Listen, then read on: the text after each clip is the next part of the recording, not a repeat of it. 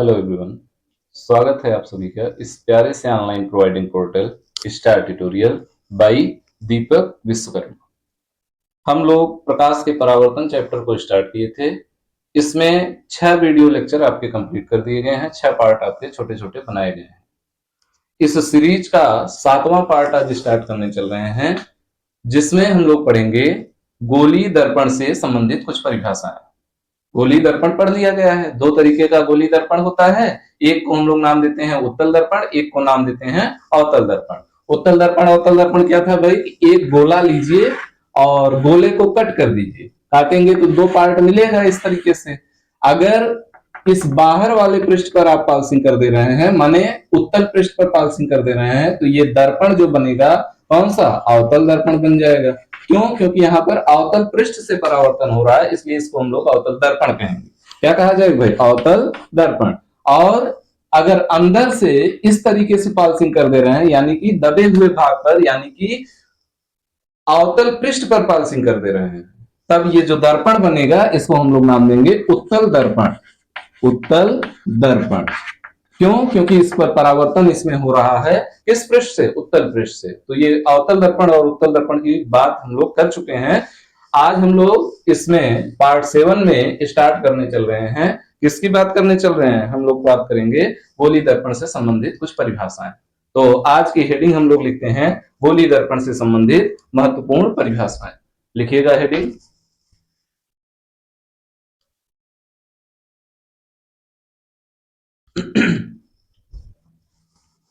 गोली दर्पण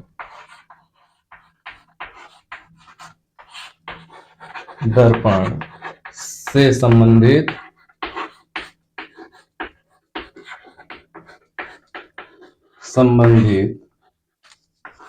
परिभाषा।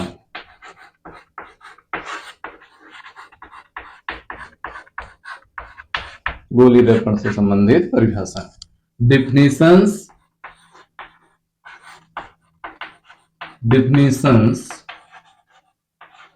related to या regarding to related to किससे रिलेटेड पढ़ रहे हैं? Spherical mirror. ये हेडिंग है। परिभाषा हम लोग पढ़ना कौन कौन सा है? तो इसमें हम लोग पढ़ेंगे, ये पूरा आ रहा है नहीं, इसमें हम लोग पढ़ेंगे ध्रुव के बारे में पढ़ना है।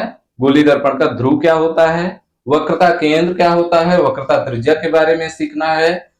अभिलंब देखिए, समतल दर्पण है तब तो हम लोग एक दर्पण के लंबवत रेखा खींच देते हैं, वो आपका अभिलंब होता है।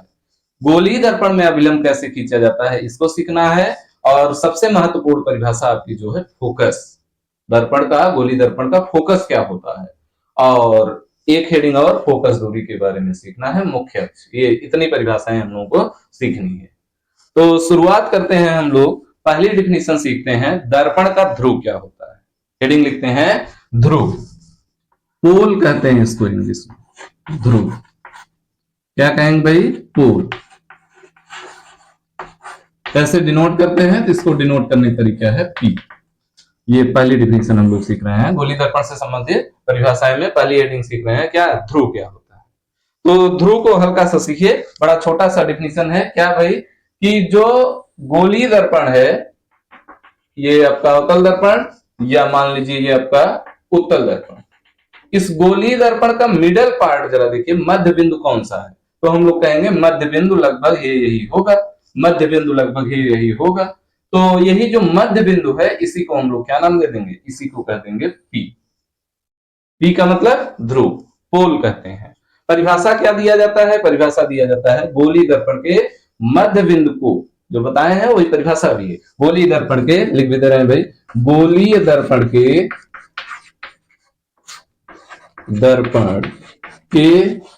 मध्य बिंदु को ध्रुव कहते हैं। ध्रुव कहते हैं। नोट कीजिए, ये परिभाषा नोट कीजिए और ये छोटा सा फिगर बना लीजिए।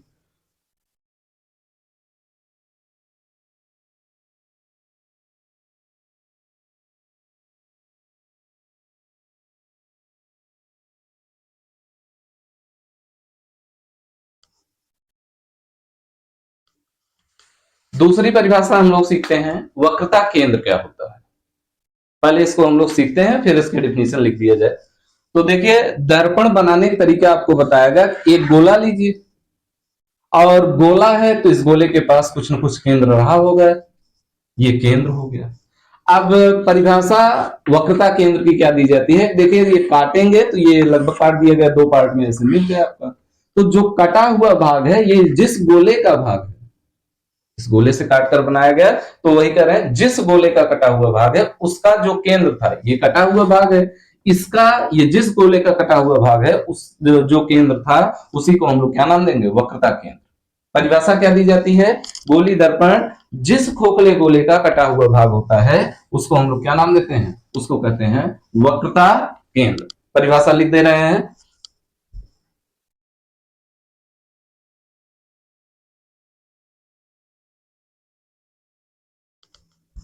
देखिए क्या कहा जा रहा है भाई, गोली दर्पण जिस खोखले गोले का कटा हुआ भाग होता है उसके केंद्र को वक्रता केंद्र कहते हैं। जरा फिर से एक बार समझिएगा।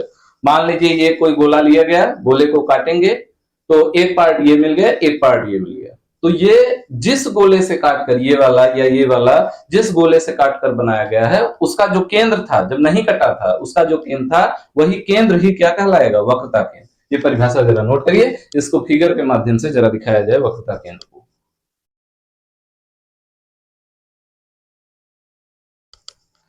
देखिए जरा, ये आपका दर्पण कौन सा, ये आपका हम लोग कहेंगे अवतल दर्पण। अच्छा, इसको कंप्लीट करें तो ये गोला आपका लगभग ऐसे कंप्लीट होगा। तो यही जब जिस गोले का कटा हुआ भाग है वही केंद्र ही क्या होगा, वक्रता केंद्र। कोई कहे उत्तल दर्पण हो तो उत्तल दर्पण पहले बनाइए, ये बन गया उत्तल दर्पण। अब ये गोला कंप्लीट किधर होगा, जिधर कंप्लीट होगा वही उसका केंद्र ही क्या कहलाएगा, वक्रता केंद्र। ये सी को क्या कहेंगे भाई, सेंटर ऑफ कर्वेचर, वक्रता केंद्र। ये फिगर भी आप बना लीजिए। अब हम लोग सीखते हैं किसके बारे में, वक्रता त्रिज्या के बारे में। तो ये फिगर बनाइए, इसको मिटाया जाए। अगली हेडिंग हम लोग लिखते हैं वक्रता त्रिज्या। हेडिंग लिखते हैं वक्रता त्रिज्या। इसको हम लोग बोलेंगे रेडियस ऑफ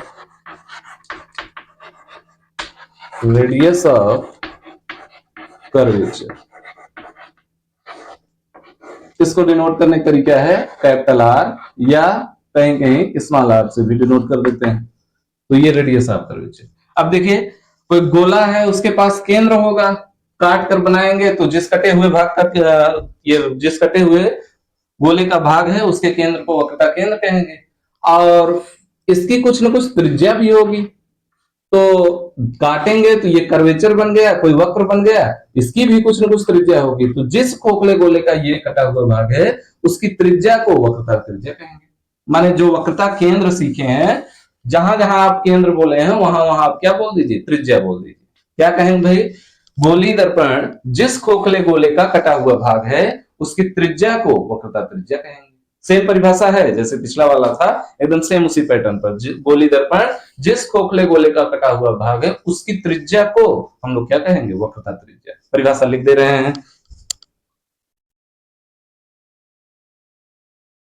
देखिए परिभाषा लिख दिया गया। क्या कहा गया भाई, गोली दर्पण जिस खोखले गोले का कटा हुआ भाग है, जिससे ये काट करके बनाया गया है, उसकी कुछ न कुछ त्रिज्या रही होगी, उसकी त्रिज्या को ही क्या कहते हैं, वक्रता त्रिज्या कहते हैं। फिगर के माध्यम समझना चाहे तो इसको फिगर के माध्यम से ऐसे दिखा दीजिए।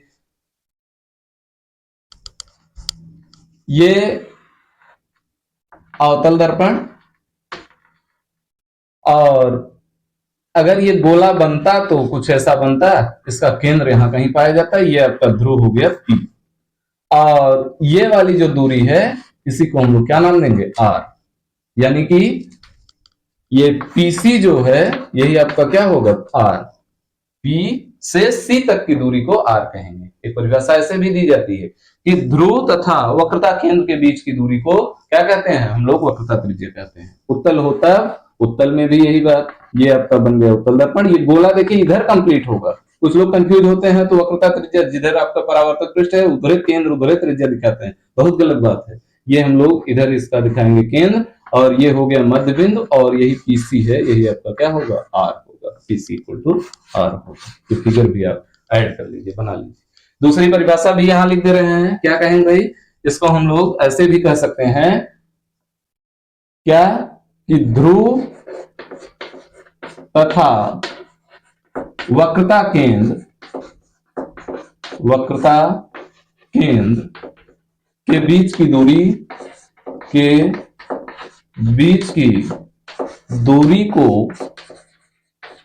दूरी को वक्रता त्रिज्या कहते हैं। एक परिभाषा इसका मैथमेटिकली आप ऐसे भी दे सकते हैं, वक्रता त्रिज्या कहते हैं।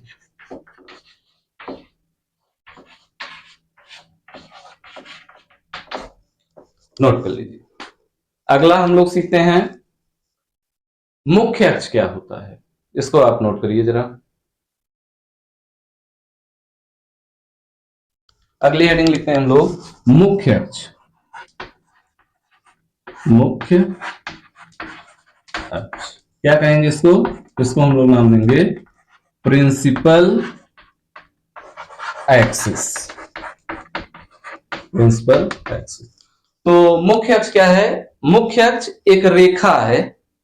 मुख्य अक्ष क्या है, एक रेखा। कैसी रेखा, सीधी रेखा। और ये सीधी रेखा ऐसी है कि ये ध्रुव और वक्रता केंद्र से होकर पास करती है। यानी कि कहा गया कि दर्पण के ध्रुव और वक्रता केंद्र, ये हो गया P और ये हो गया C, यहां से पास करने वाली एक सरल रेखा जो होगी, इसी को हम लोग क्या नाम देंगे, इसी को कह देंगे मुख्य अक्ष। या मान लीजिए उत्तल में दिखाना है तब भी यही बात, P और C से इसका केंद्र यहां कहीं पाया जाएगा और ये P हो गया, यही जो लाइन है ये आपका क्या होगा, ये आपका मुख्य अक्ष कहलाएगा। खाली इतने की बात हो, ये खंड की बात हो, इतना सा, तो ये आपका होगा वक्रता त्रिज्या। लेकिन इसको आप आगे पीछे खूब जितना मन करे उतना बढ़ा दीजिए, उसको हम लोग क्या कहेंगे, मुख्य अक्ष। परिभाषा क्या दिया जाता है, परिभाषा इसका है कि दर्पण के, गोली दर्पण की बात हो रही, दर्पण के वक्रता केंद्र तथा ध्रुव को मिलाने वाली ऐसी रेखा होनी चाहिए, सरल रेखा, सीधी लाइन। सरल रेखा को मिलाने वाली सरल रेखा को मुख्य अक्ष कहते हैं।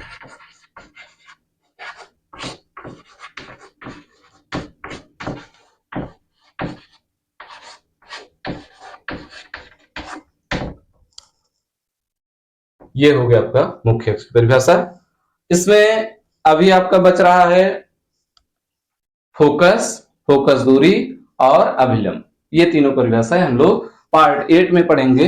तो आज के लिए इतना ही, धन्यवाद, थैंक यू।